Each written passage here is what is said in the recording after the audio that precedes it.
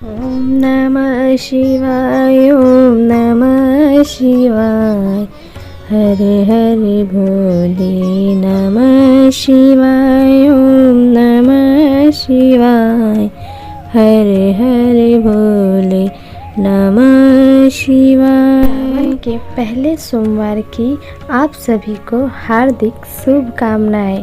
दोस्तों, सावन सोमवार शुरू हो गया है और भोलेनाथ की कृपा स्वयं सावन में बरसाते हैं। सावन में हिंदू पंचांग का 5वां महीना होता है, जो कि शिव की उपासना बेहद महत्वपूर्ण माना जाता है। दरअसल सावन में धरती का संचालन भगवान विष्णु नहीं बल्कि शिव जी स्वयं करते हैं। इसलिए इस महीने के किए गए व्रत उपवास का फल तुरंत प्राप्त होता है।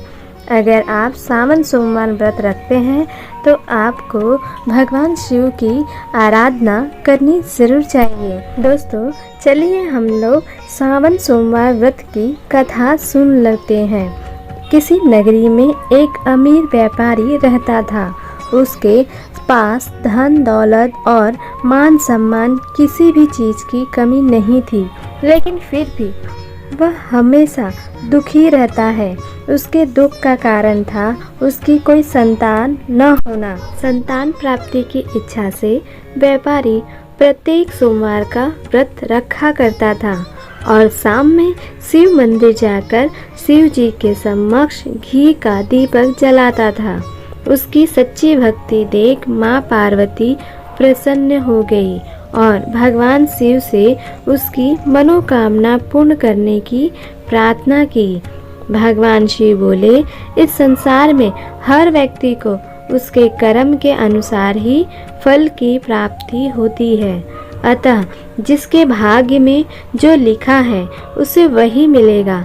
लेकिन फिर भी माता पार्वती नहीं मानी और भगवान शिव से उस व्यापारी की मनोकामना पूर्ति करने का आग्रह करने लगी। अंत में भगवान को माता पार्वती की बात मानकर व्यापारी को पुत्र प्राप्ति का वरदान देना पड़ा। वरदान देने के पश्चात भोलेनाथ माँ पार्वती से बोले, मैंने आपके कहने पर व्यापारी को पुत्र प्राप्ति का वरदान दे तो दिया है, परंतु उसका पुत्र 16 वर्ष तक ही जीवित रहेगा। तब उसी रात भगवान शिव ने उस व्यापारी के सपने में आकर कहा कि मैं तुम्हें पुत्र प्राप्ति का वरदान दे रहा हूँ, लेकिन उस पुत्र की आयु 16 वर्ष तक ही होगी। पुत्र प्राप्ति का वरदान पाके व्यापारी खुश तो हुआ, लेकिन उसकी अल्प आयु की चिंता से व्यापारी की खुशी नष्ट हो गई। इसके बाद भी व्यापारी पहले की तरह ही सोमवार व्रत करता रहा। कुछ महीनों के बाद उसके घर में एक सुंदर पुत्र का आगमन हुआ, लेकिन व्यापारी ने पुत्र की कम आयु की बात किसी को नहीं बताई। जब पुत्र 12 वर्ष का हो गया तो व्यापारी ने उसके मामा के साथ काशी पढ़ने के लिए भेजने का निर्णय लिया। लड़का अपने मामा के साथ चल दिया। रास्ते में मामा भांजे जहाँ विश्राम हेतु रुकते वहीं यज्ञ करते और ब्राह्मणों दान करते जाते। एक दिन मामा भांजे एक नगर में पहुँचे। वो नगर खूब सजा हुआ था, क्योंकि उस नगर के राजा की बेटी की शादी थी। देखते ही देखते बारात आ गई, लेकिन वर का पिता अपने बेटे के एक आँख से काने होने के कारण बहुत परेशान था। उसे भय था कि राजा को अगर ये बात पता चल गई तो वो अपनी लड़की की शादी नहीं कराएगा, जिससे उसकी बदनामी भी होगी। लेकिन जब वर के पिता ने व्यापारी के पुत्र को देखा तो उसने सोचा, क्यों इस सुंदर लड़के को दूल्हा बनाकर राजकुमारी से इसकी शादी करवा दूं। विवाह के बाद इसको धन देकर विदा कर दूंगा और इस तरह राजकुमारी को बहू बनाकर मैं अपने घर ले चलूंगा। वर के पिता ने लड़के के मामा से बात की। पैसों के लालच में मामा ने लड़के के पिता की बात मान ली।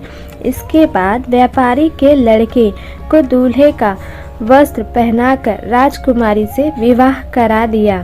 शादी के बाद लड़का जब राजकुमारी के साथ लौट रहा था तो वह सच छिपा नहीं सका और उसने राजकुमारी के ओढ़नी पर लिख दिया कि राजकुमारी, तुम्हारा विवाह मेरे साथ हुआ है और मैं वाराणसी पढ़ने जा रहा हूँ, लेकिन अब तुम्हें जिस युवक के साथ भेजेंगे वह एक आँख से काना है। उसी के पिता ने छल से मेरी शादी तुमसे कराई है। जब राजकुमारी ने अपनी ओढ़नी पर लिखी ये बात पढ़ी तो उसने नकली दूल्हे के साथ जाने से मना कर दिया। उधर लड़का अपने मामा के साथ वाराणसी पहुंच गया और उसने शिक्षा लेना शुरू कर दी। जब उस लड़के की आयु 16 वर्ष की हुई तो उसने एक बड़ा यज्ञ किया। यज्ञ की समाप्ति के बाद ब्राह्मणों को भोजन कराया और खूब दान किया। जब लड़का रात को अपने शयन कक्ष में सो रहा था तो शिव जी के वरदान के अनुसार शयनावस्था में ही उसकी मृत्यु हो गई। सूर्योदय के समय जब मामा ने अपने मृत भांजे को देखा तो वो रोने पीटने लगी। लड़के के मामा के विलाप भरे स्वर समीप से गुजरे हुए भगवान शिव और माता पार्वती जी को सुनाई दे गए। तब माता पार्वती ने भगवान शिव से कहा, हे प्राणनाथ, मुझे इस व्यक्ति का दुख देखा नहीं जा रहा है, आप कृपा करके इसके कष्ट को दूर करें। तब भगवान शिव ने माता पार्वती से कहा कि हे पार्वती, ये उसी व्यापारी का पुत्र है जिसे मैंने 16 वर्ष तक जीवित रहने का वरदान दिया था। अब उसकी उम्र पूरी हो गई है। माँ पार्वती ने फिर भी शिव जी से निवेदन कर रही हैं कि उस बालक को जीवित कर दीजिए, क्योंकि अगर आपने ऐसा नहीं किया तो उसके माता पिता भी अपने प्राण त्याग देंगे। ये व्यापारी हमेशा से ही आपके सोमवार व्रत करते आ रहा है, ऐसे में इसकी मनोकामना आपको पूरी करनी चाहिए। माता पार्वती के आग्रह पर भगवान शिव ने उसे जीवित कर दिया। शिक्षा समाप्त कर मामा भांजे वापस चल दिए। दोनों चलते हुए उसी नगर में आ गए जहां उस लड़के का विवाह राजकुमारी से हुआ था। उस नगर में उन्होंने यज्ञ का आयोजन किया।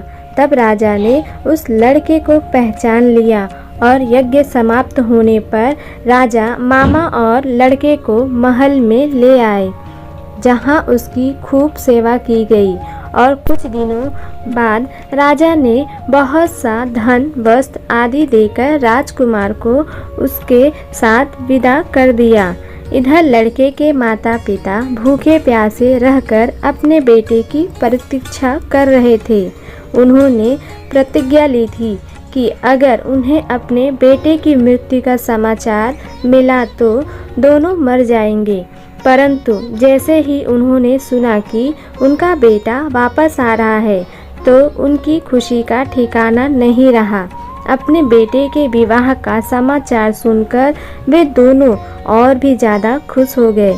उसी रात भगवान शिव ने व्यापारी को सपने में आकर कहा कि हे श्रेष्ठी, मैं तेरे सोमवार व्रत करने और उसकी कथा सुनने से प्रसन्न हूँ, इसीलिए तेरे पुत्र को लंबी आयु का वरदान प्रदान किया है। तो इस तरह से व्यापारी के सोमवार का व्रत करने से उसकी मनोकामनाएं पूर्ण हुई। इसी प्रकार जो भी व्यक्ति सोमवार का व्रत करता है और इसकी कथा सुनता है, भगवान शिव उनकी सारी मनोकामनाएं पूर्ण करते हैं। इसी बात पे आप सभी मिल के बोलो, ओम नमः शिवाय, ओम नमः शिवाय, हरे हरे भोले नमः शिवाय।